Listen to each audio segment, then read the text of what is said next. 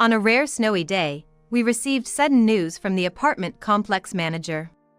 My sister, Michelle's 2 kids had arrived amidst this weather. "Sorry, Nancy," Mom insisted.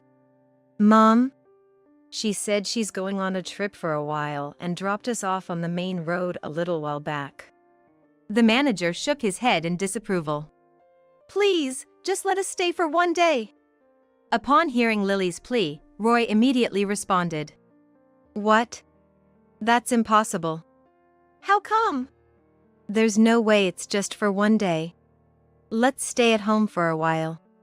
As I stood in the kitchen preparing a meal after getting the 2 kids warmed up with a shower, Roy approached me and asked, "Can you forgive this?" "I can't.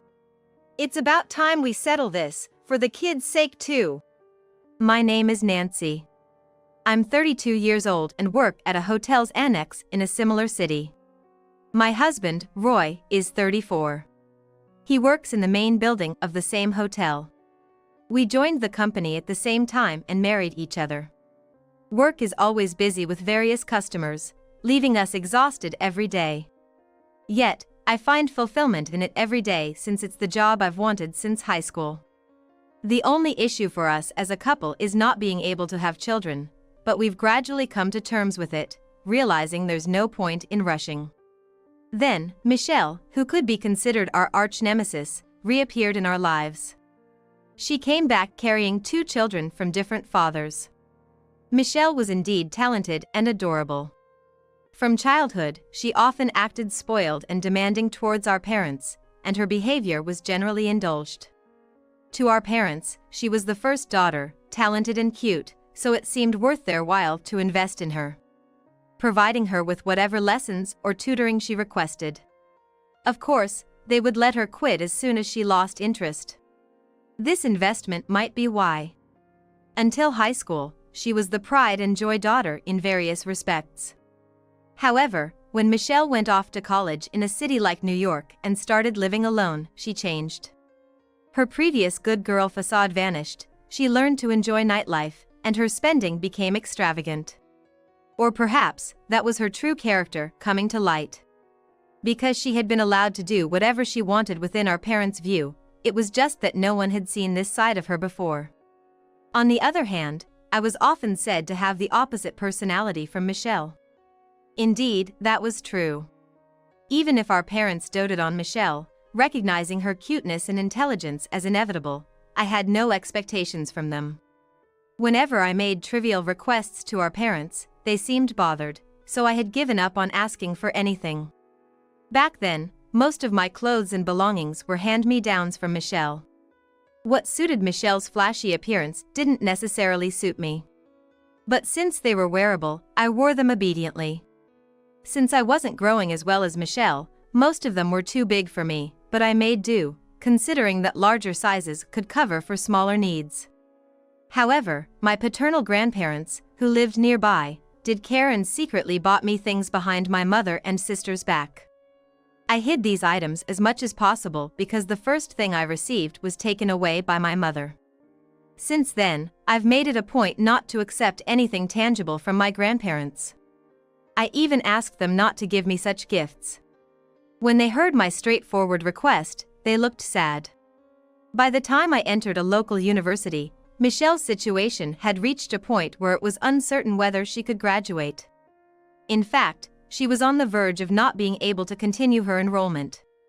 At this time, Michelle had completely forgotten her study habits and was entirely absorbed in playing. She managed to advance to her 4th year thanks only to her clever manipulations. She had her clique within the university take care of her numerous reports, while she herself was busy earning money to splurge on her then-favorite nightclubs. Initially, it was through regular part-time jobs, but as she fell deeper into it and needed more money, she began to rely on men.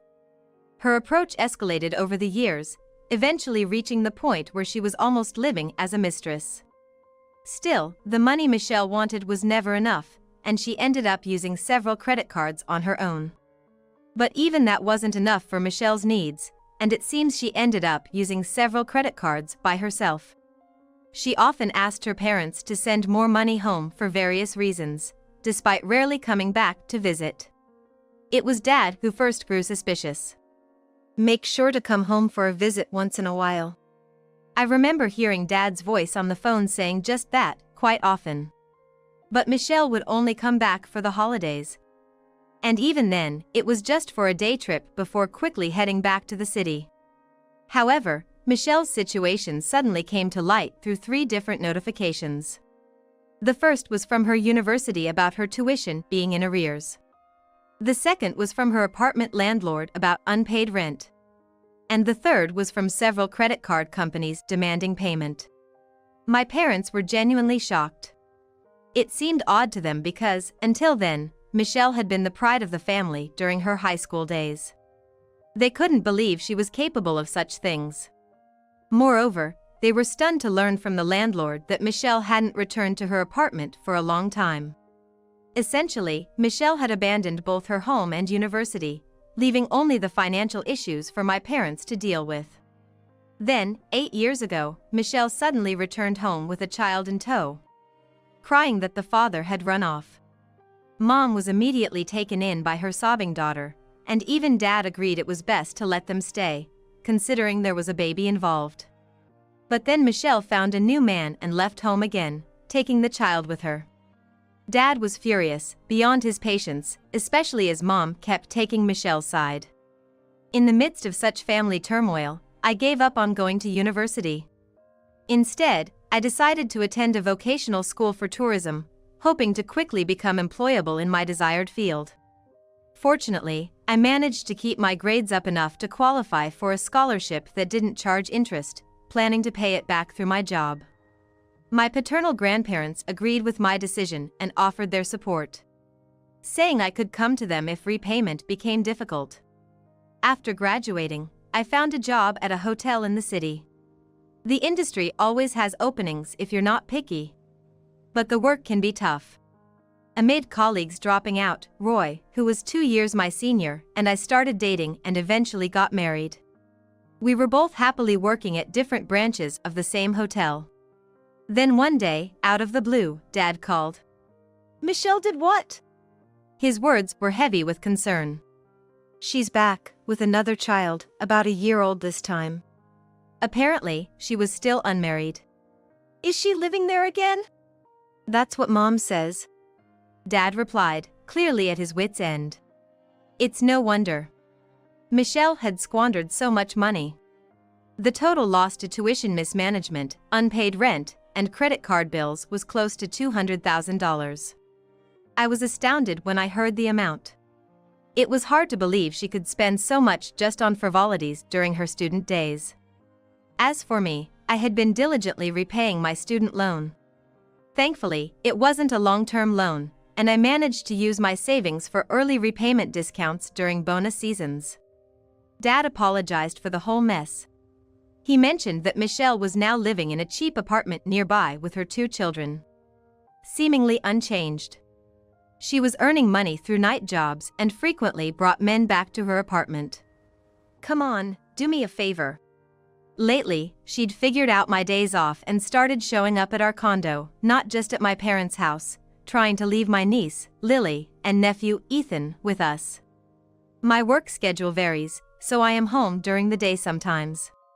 However, I need to sleep well before night shifts. So I've always refused Michelle's requests. "You've gotten quite cheeky," she'd snap at me, glaring resentfully. But I had to stand my ground to protect our lives. I'd become quite the ogre in that regard. Whenever Michelle showed up, I'd call Dad right away. Opening the door to her while holding my phone out with Dad yelling at her on the line usually made her back off. So far, that has worked to keep her at bay. But this winter, on the day the biggest cold wave of the season was announced on the news, Roy and I happened to have matching days off. We were looking forward to spending a relaxing day together when we noticed the snow that had been fluttering down since dawn had started to pile up. "Unusual to see this much snow around here." "Yeah." As we chatted cozily, enjoying our brunch, the phone rang unexpectedly. It was from the condo's management. "Sorry to bother you, Nancy." "What's up? A package or something?" As for the luggage, a grade school kid holding a baby said they were heading to Nancy's place. What? When asked for a name, I figured it must be you. I was surprised at those words. Is it just the kids? Was there an adult nearby or something? No, they came in wobbling, holding the baby tightly in a sling. I'm sorry, but could you come down for a moment? We looked at each other. Normally, we wouldn't let them into our home. But under these circumstances, that didn't seem possible. Okay, we'll be right there. We immediately went down to the manager's office together. There, sitting on a big chair, was Lily, holding baby Ethan tightly. Lily tried to stand up as soon as she saw us, but the manager cautioned her that it was dangerous. Nancy, I'm so sorry. Mom had to. She just had to. Mom did? She said she's going on a trip for a while and got dropped off by a taxi on the big road just before here. The manager also shook his head disapprovingly. Please, could you let us stay just for one night? Roy immediately said. What? That's impossible. No way. It's impossible just for one day. Let's stay at our house for a while. As he said this, Roy crouched down to the children's eye level. During this time, I took a good look at Lily. Her red coat was dirty and frayed. And it seemed too small for her now. It appeared she couldn't even button it up. She was wearing a fleece shirt underneath, but that too was dirty. Let's go to our place anyway. After bringing the two of them to our apartment, we quickly divided the tasks between us. First, I put the two chilled kids into the bath to warm up. Meanwhile, Roy went out to buy whatever was necessary for these kids. It was really good that both of us had our days off together. I shudder to think if it were just one of us, or if it were just a single day off. I was confident about leaving the shopping to Roy. We are always acquiring various knowledge to meet the sudden demands of hotel guests. For example, food for a 1-year-old infant. Or guessing a child's size at a glance. If needed suddenly, we have to prepare those immediately. Roy bought baby products at the drugstore and about 5 days' worth of clothes at a children's clothing store. Guessing the sizes from how close he got to Lily or when walking beside her. Meanwhile, I was finding out the situation from Lily while they were in the warm shower. Did Mom go alone? No, with the man who always comes. The one who always comes? I had heard from my mother that men were visiting Michelle's place. But to take them on a trip on such a day. And did she say when she'll be back? She said they're going to Hawaii. Lily let it slip out. She said she hates the cold winter, so she's gonna spend some time in warm Hawaii. For some time. I realized we needed to figure out the duration as soon as possible. Honestly, I was furious when I saw the condition of these children. I had always been angry at Michelle for easily getting pregnant and leaving her kids at her parents' house. Being unable to have children ourselves, the way she carelessly treated these kids was unforgivable. Some might say, why not just take care of them whenever she tries to leave them behind? But it's not about that. I wanted to address Michelle's attitude of easily dumping her responsibilities on others as if it were normal, and this incident has made it all too clear. Then, Roy came back. I'm home. Can you grab this bag for me? After getting Lily out of the bath, I had her wear one of my sweatshirts for now. The oversized garment looked like a dress on her. For Ethan, I wrapped him in a fleece blanket like a cape. Remembering we were in the middle of brunch when we got them dressed, I asked, Are you hungry? Lily nodded. I hurried to prepare meals for both of them too. Standing by the kitchen, Roy comes up to me and asks, Hey, can you forgive her? It's a simple, yet significant question. I can't. In our view, Lily skillfully soothes her little brother. She probably can change his diapers and feed him too. After all, it's a weekday when normal kids would be at school. Maybe even on a regular basis. We really need to put an end to this, for the kids' sake. 2 weeks later, we were sitting in our car in a small apartment's parking lot, waiting. Checking the time. It's about time she should be returning home. Soon, a car smoothly stops in front of the apartment. As soon as I spotted the woman emerging from the car, I burst out and grabbed her arm. What are you doing here, Nancy? Meanwhile, Roy jumps out and heads to the driver's side of the stopped car, knocking on the window. You're Bob, right? Please park the car and come out for a bit. Who are you? Then, a woman who had been waiting in our car steps out and approaches Bob. Welcome back. Why are you here? We were informed by Nancy here that you went on a supposed long business trip to Hawaii with this woman. Bob's wife then drags her husband out. I, on the other hand, confront Michelle. Michelle, I've disliked and rejected you up till now, but I've learned this time it's not enough just to reject you. Huh? What are you talking about, Nancy? Just come inside, will you? Michelle gasps, probably never having seen me angry before. After giving a slight bow to the apartment manager standing with his arms crossed in front of the apartment, I declare, excuse us. As we informed you, we will be causing a bit of a disturbance. That's fine. The manager glances disdainfully at Michelle, whom I'm holding. I've always noticed the kids being locked out and felt frustrated that I couldn't do anything. Go on and give it your all. Thank you. By the way, Michelle, where do you think the kids are? Aren't they with you? I sent them to your apartment.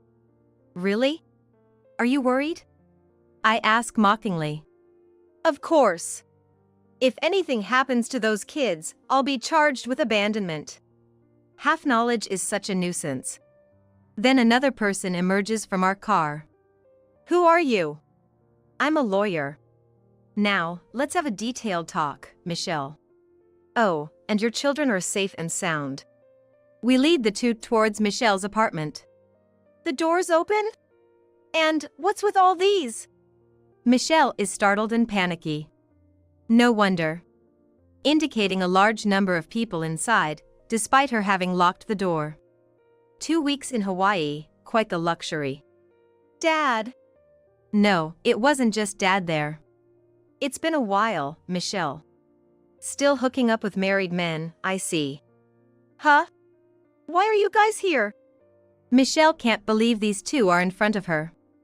You remembered them, sister. It was quite a task finding these gentlemen.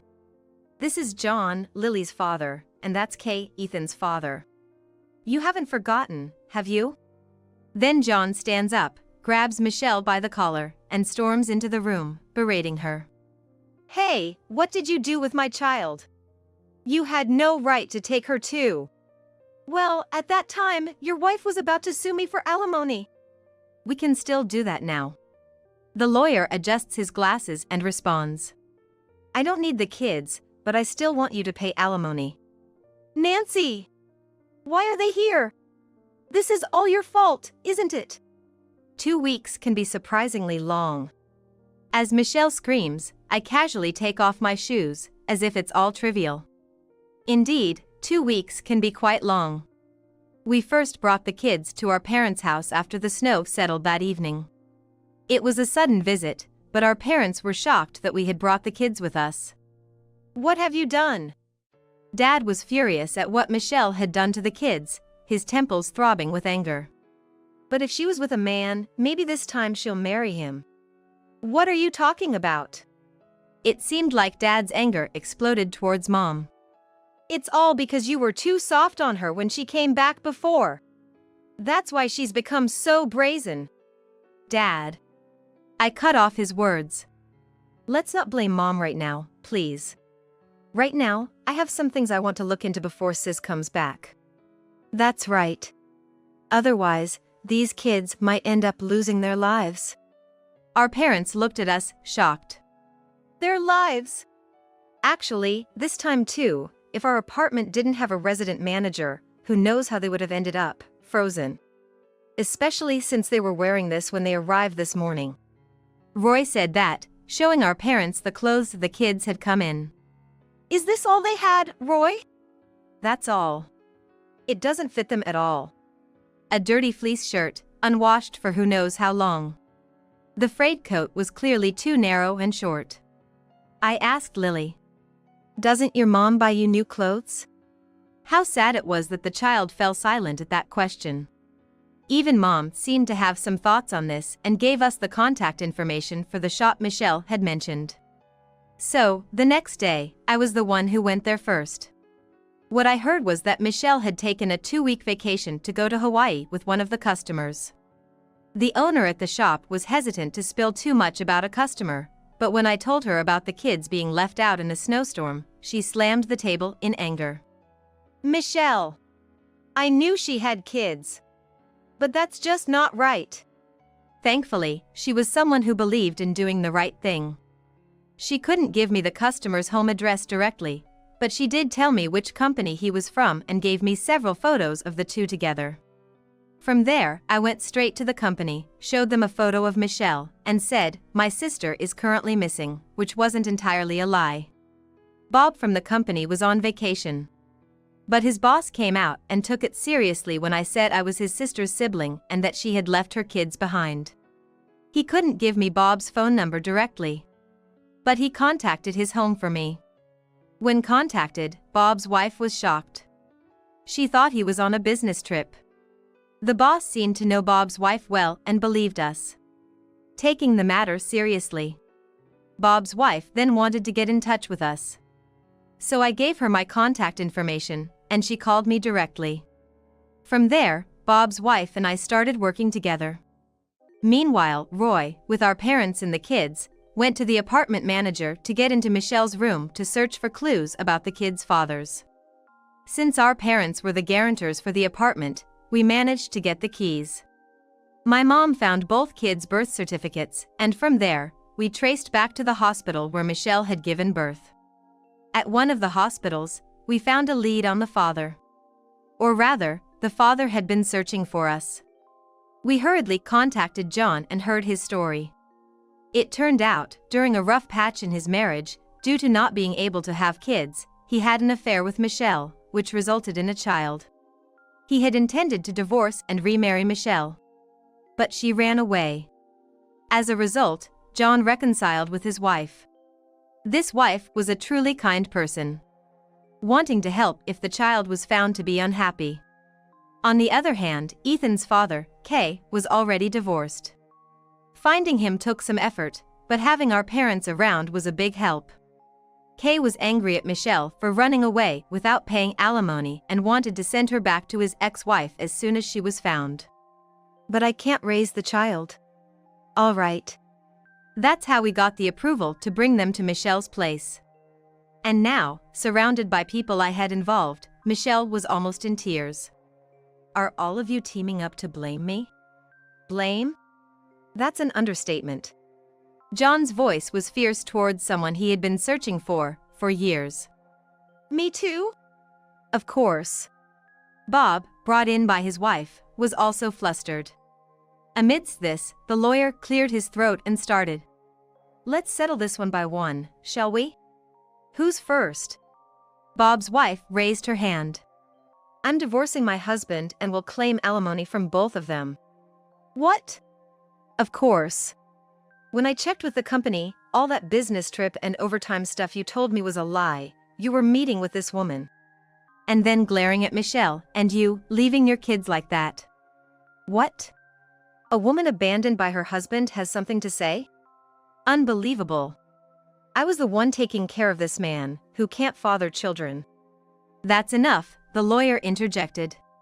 So, we've gathered various pieces of evidence of your affair, and your company is already aware. Bob slumped down at that. Next, please. That would be me. Raising his hand was Ethan's father, Kay.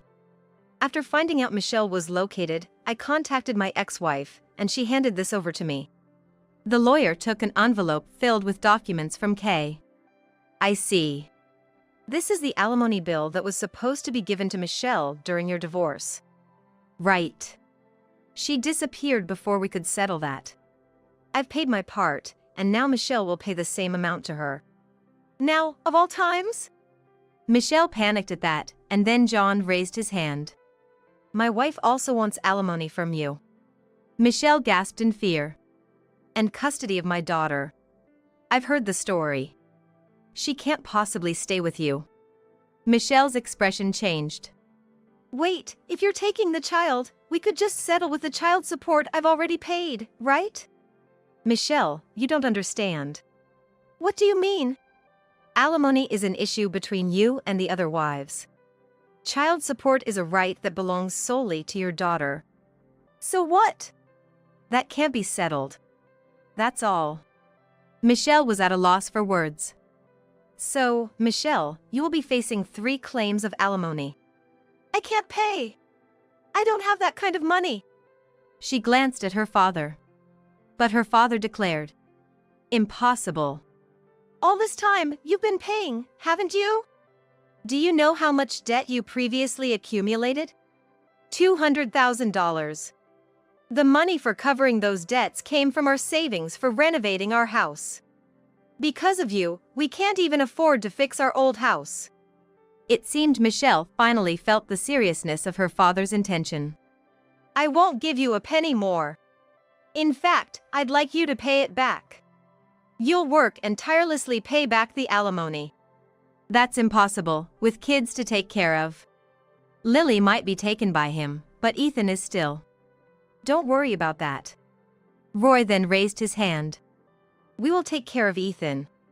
You guys will. What a relief. Yes, we will. And don't ever come near us again. Do you have the right to say that to me? Michelle barked. But then it happened. Unfortunately for you, you'll have to stay away from the kids either way. Opening the unlocked door was easy. A detective walked in, showing his badge to Michelle. Michelle, you are under arrest for child neglect. What? But those kids! On the day of the heavy snow, making an 8-year-old walk from the main road with a 1-year-old in tow, without knowing if we were home, our apartment manager can testify to that. I raised my voice at Michelle. If we hadn't been home and there was no manager, where would you have waited? Frozen? If you knew and still did it, that's even worse. Indeed, agreed the detective. There have also been prior instances of you leaving the children unattended. Well, we'll discuss this in detail at the station. The waiting officers took Michelle by her arms. Nancy! This is all you're doing. I won't forgive you, I won't. You don't have to. But do you even have time for that? You can't escape alimony this time. I threw those words at Michelle as she was taken away by the police, hurling insults at us. Following the investigation, Michelle was charged not only with child neglect but also with a staggering number of other crimes, including marriage fraud and theft. As a result, she was sentenced to a long stay behind bars, insisting she was not at fault, but her numerous other crimes were too overwhelming. And now, facing 3 alimony claims. It's unlikely Michelle can escape anymore. She'll spend a lifetime paying off her debts. And at home, my father asked my mother to sign the divorce papers, acknowledging his part in Michelle's upbringing but realizing her coddling was the primary cause. Mom, having been a housewife all her life, feared divorce more than anything. Though divorce was momentarily avoided, Mom would have to live modestly under Dad's roof from now on. Sometimes I get calls filled with complaints from her, but I've decided to ignore them all. I have my own thoughts about my mother. I wish she would fully contemplate what she has done and what she hasn't done for me. Ethan.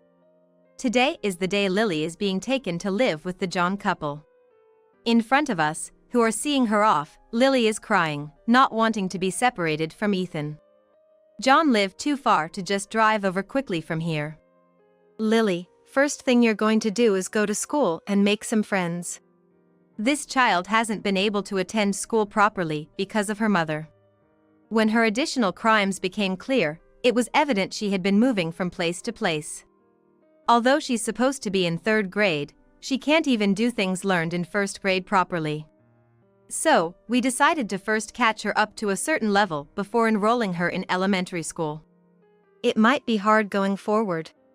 John's wife cheerfully responded to my words. As long as she's healthy, she'll be fine. And she continued. I really can't understand how anyone could neglect such a sweet child. John's wife and I shared the same sentiment. Children don't come to those who desperately want them, yet Michelle, who neglects them, ended up with two. John's wife is truly a good person. Initially, Lily had stayed with us for a while. Then, as John's procedures progressed, he introduced himself as Lily's real father. Lily was initially confused, not knowing she had a father, but she quickly warmed up to the couple's kindness. She probably hadn't been able to act spoiled in her previous life. I think you've done a great job, I told John's wife. That's not true. You don't know how much his mistake has tormented me. She smiled and shook her head. But, I always wanted a child, and if my body couldn't produce one, then I wanted his child. In other words, she said she had changed her perspective. It's like I borrowed a womb. He gave birth to Lily for me. That might indeed be the case. For me, Ethan is just my nephew. But for me, who always wanted children, he's someone my affection transfers to. Of course, persuading my in-laws was necessary to take him in, but Roy really worked hard on that. The fact that an 8-year-old child braved the snow to bring him to us means it was destiny for him to be with us. Suddenly becoming a mother without any preparation. I now think of growing as a parent with the help of our parents. Come visit me. Sure, stay healthy. We'll definitely visit. And you come visit us too. As Lily got into the car, I waved at her, wishing from the bottom of my heart for all the happiness she missed out on so far.